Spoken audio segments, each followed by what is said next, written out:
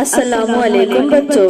प्यारे बच्चों, आज हम इस वीडियो में 1 से 10 तक गिनती पढ़ना सीखेंगे।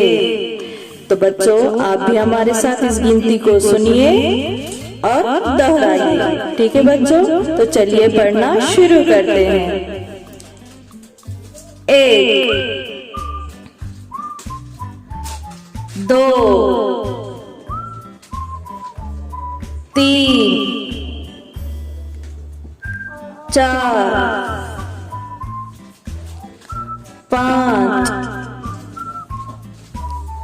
6 7